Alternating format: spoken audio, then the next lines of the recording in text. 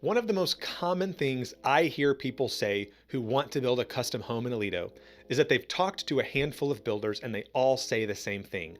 Sure, we can build whatever you want. And the reality is that the term custom builder gets thrown around a lot and can mean wildly different things. And choosing the wrong type of builder for your project can lead to budget surprises, delays, and a process that becomes increasingly frustrating.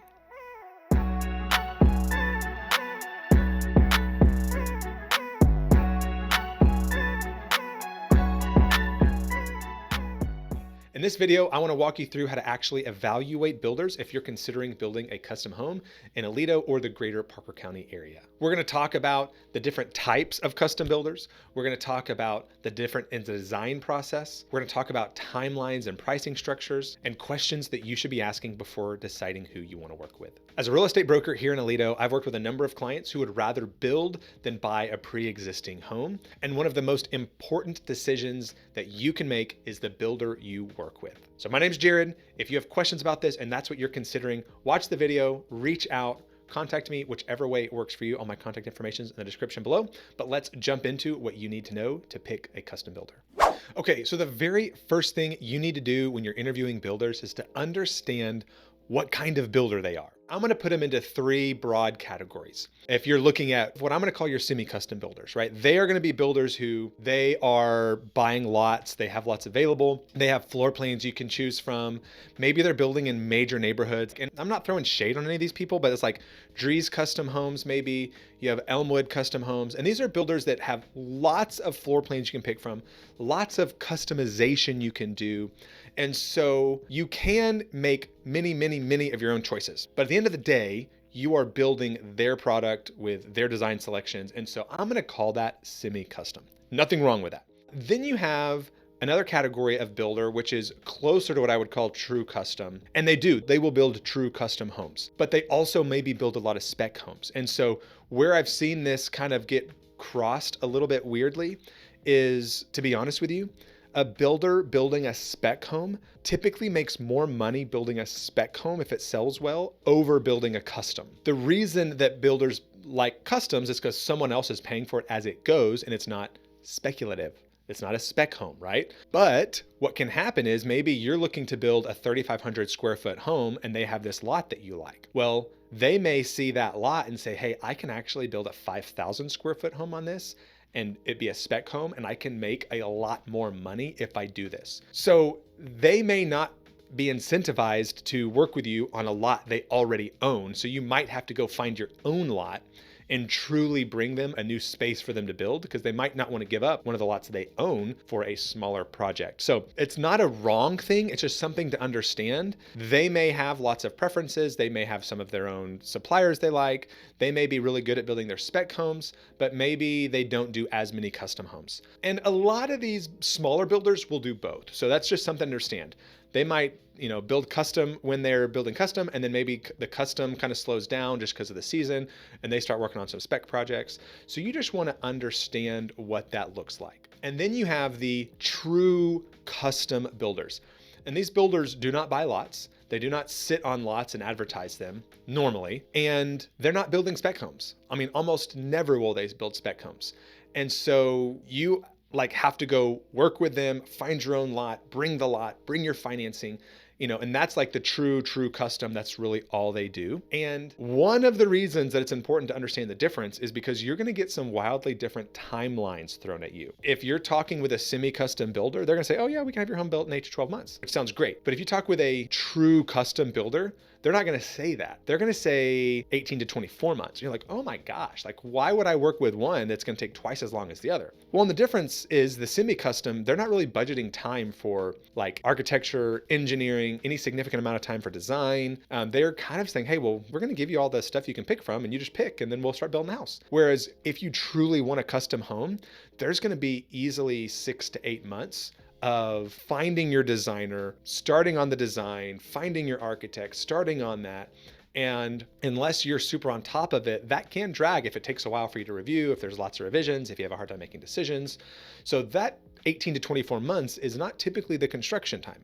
That's from the time you decide to pull the trigger and then having to make all of the decisions, And then your actual construction still probably 8 to 12 months of that 18 to 24. So something to think about, what type of builder. In another video, I've already talked about semi-custom versus custom, but that's one of the first things when you're interviewing builders. You want to make sure that you are working with the type of builder that fits the project you're looking for. If you're wanting super customization, you want to make all the design selections yourself, be able to build whatever you want, you're going to have a really rough time working with a semi-custom builder because they might do it all for you, but it's going to be a headache for them and for you. So it would be better for you to work with custom builder who also does specs, or the true custom builder who maybe that's literally all they do. Some of those guys tend to be on the higher end because they don't have to build specs. Their projects they're building are high enough that they're making enough money where they don't have to build specs to supplement their income.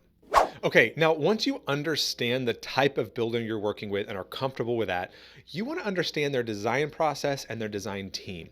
So some of the first couple of questions to ask are, do you have an in-house designer? Do we bring our own designer? Are we allowed to bring our own designer? Do you work with your own architects? Do we have to go source and find our own architect? And a variety of, you want to ask those types of questions because that can significantly impact the whole process, the whole design system. The architect side of that might be a little more cut and dry. It's the designer for the selections and the style of the home where you can get some wildly different experiences. So for example, some designers are going to have a very strong design preference and it might be a beautiful home, but their default might be towards steering someone towards kind of a design that they have in their head. And if you are overwhelmed by the potential decisions you're going to have to make and you want someone to help you build a beautiful home, that could be the type of designer that you want to work with. Or you may say, I have the vision in my head that I want help implementing. And there's other designers who maybe their strength comes in helping you implement your own design and making sure that it's cohesive and thought out and well implemented. And neither of those is wrong, but they are going to be two very different experiences. If you have a very strong idea of design that you want, and you're working with a designer who also has a very strong design preference, you could butt heads the entire time with your designer.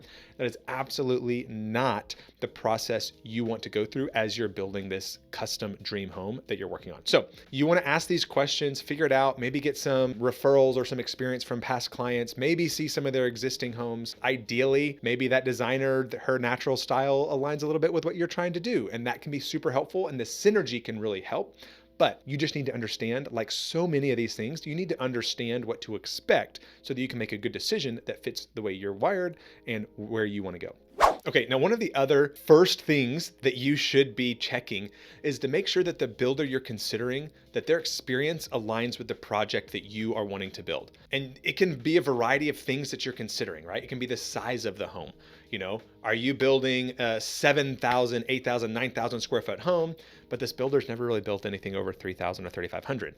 That might be something to be concerned about. The finish outs, like the design selections, do they have the typical experience of installing high-end materials well? Like you're comparing the final price range of the products they've built, right? And a lot of these can kind of mix and mingle and kind of blur into each other. Do they have experience building the same architectural style? Maybe that's on the lower end of importance because if you give them a set of plans, they can build a set of plans, but do they have experience on maybe this kind of the intricacies of a swooped roof line or lots of different angles in the roof? A lot of little things can come into play because if their contractors are not used to building a higher end product or a certain type of product, even the install could be different, right? You probably don't want to work with a builder who's primarily building $800,000-$900,000 homes and you're building a $1.7 to $2 million home and the contractors just the install doesn't match with the expectation of the homes in that price range. I've mentioned this in some other videos. I'm actually seeing this right now. In La Madera, someone's building a home with a builder that doesn't even use the same materials as most of the other builders. Like they're using like lower end construction materials and it's visible as you drive past down the street.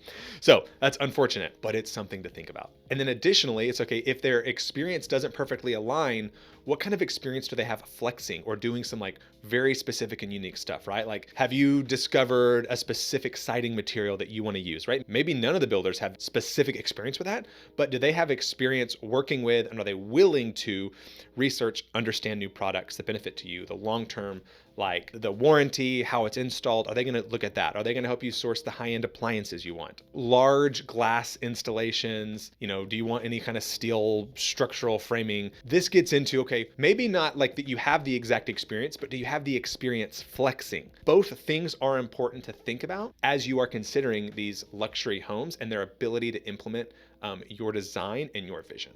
Okay, so one of the most important things to understand is going to be the pricing structure and the model and how that works. I've talked about this in some of my other videos, but a lot of times people like to start with, hey, what's the price per square foot on the homes you build? Or what price per square foot would you build for me? And unfortunately, it's just not a helpful number to start with, because until you have many of your specifics, like your architectural plans, your design plans, your site plans, your engineering, no builder can actually give you an accurate number, because even if they did quote the same number, they could be based on wildly different assumptions. And it's also important to remember that price per square foot is only using the air-conditioned living space square footage. It's not using the footprint of the home itself, which would typically include, at a bare minimum, the garage, and oftentimes the back porch, the front porch, and all of that, all the flat work, the driveways. So you could have the exact same 4,500 square foot home. One could have a 4-car garage, one could have a 2-car garage, and you're gonna have a higher price per square foot because the 4-car garage, that space is not factored into the square footage that's used to determine price per square foot. You could have a detached garage. That's not going to be included at all either.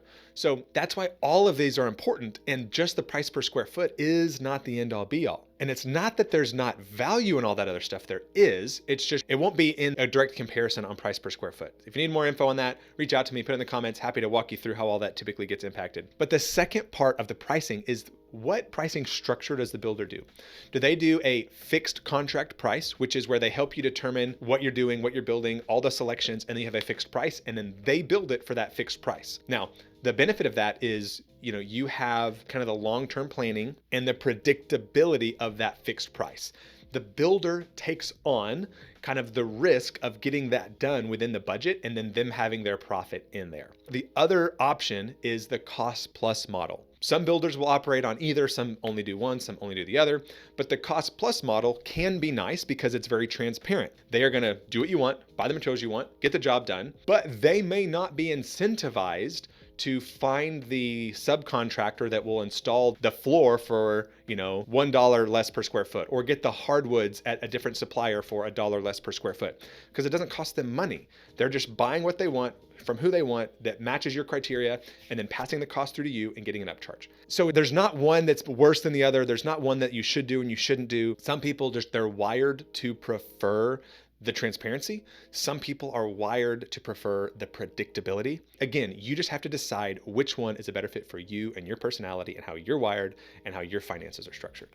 Okay, so next up is actually going to be kind of an awkward question for many of you probably to ask the builder, but it's simply, how many homes do you build each year? And this is a little bit of a Goldilocks type question. There's not exactly a right or a wrong answer. I'm not going to give you a specific number that you should be looking for, but if you are working with a builder who builds too many homes each year, you may not feel like you're getting the attention that you need and deserve for the type of property you're building. And if you're working with a builder who builds too few homes, there might be too much of a focus on maximizing profit on your property that maybe it's not worth working with that builder. And then there's some questions to ask around this, right? There's, hey, who manages my project on the day-to-day basis? Am I working directly with the owner of you, the builder, or do you have construction managers, project managers on these properties? What does the day-to-day management look like? If I am dealing with a project manager, how many projects do they manage?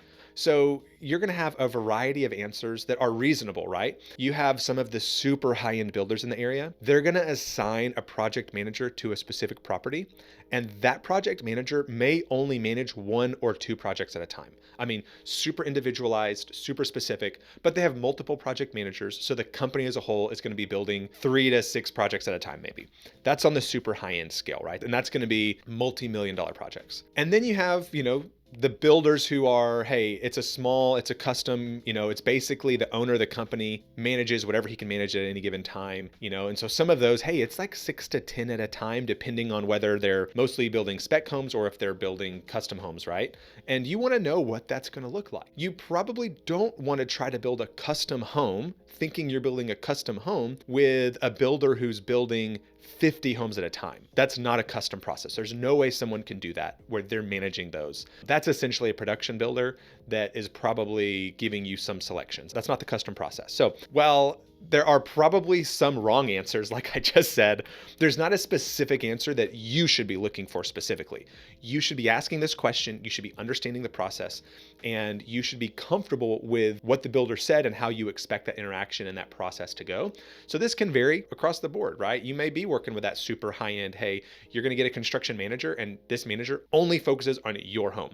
And that's fine. You're also buying a super premium product at that point. Or maybe you're working with a smaller company where it's the builder himself and he works and manages all his subs. And so now you're working with someone who's managing 6 to 9 projects at a time, which depending on scale and stuff, that's probably pretty reasonable. Much more than that might be a concern for an individual person, maybe not for the team as a whole. So something to think about. It's just you need to figure out what you're comfortable with and find that Goldilocks just right for you. Okay, now this is going to be something that is highly subjective to you, and this is going to be the builder's personality and strengths. And now every person has their own strengths and weaknesses. But when we get to builders, I would maybe put them into like 2 separate categories. And the first one I want to mention is like the creative genius, right? They may be able to take a vision and just create something that's absolutely astonishing and beautiful that you can't replicate, right? But someone who is a creative genius may not always be the most methodical, may not be always the most precise, or they're not going to be able to tell you exactly what's happening, when it's happening, but the end product is going to be amazing. But the ride to get there might be a little bit stressful for those of you who are methodical planners, right? And then the other category, which I think most builders are going to fall more into, is that methodical manager, right? You give them a clear set of plans, a clear goal, a clear description of what you're doing, and they are going to implement those plans really well. So the potential downside of that is like, don't expect creative genius out of that person, right? You need to give them what you actually want, and you can't expect them to make magic out of the instructions you gave. So just 2 separate categories. You really need to understand who you're working with, and neither one is right or wrong. It's just understanding who you're working with and being okay with that, and that being a good fit for your personality. So that's where, maybe separate even from the builder, if there's going to be a construction manager, understanding how that interaction is going to go. Maybe they're going to go and they're going to find things they're going to outsource, and they're going to be, creative in implementing your plan, but you need to understand who you're working with, how they work, and how they're wired so that you can make this process as smooth as possible. Okay, now before we get into like the super specifics of like neighborhoods and HOA stuff, I would just say that general local experience matters, right?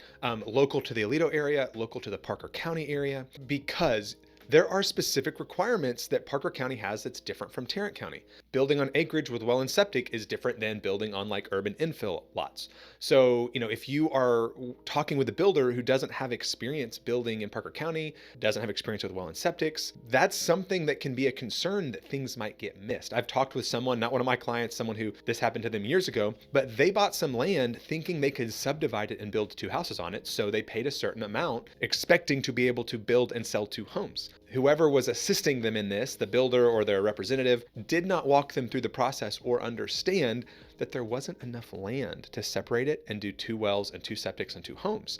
So that was like a huge oversight, where if they'd been working with someone local, they would have, immediately understood that. So that's why working with someone that's like local to the Parker County area, not just local to DFW, can be really beneficial to avoid major cost concerns that could come up down the road.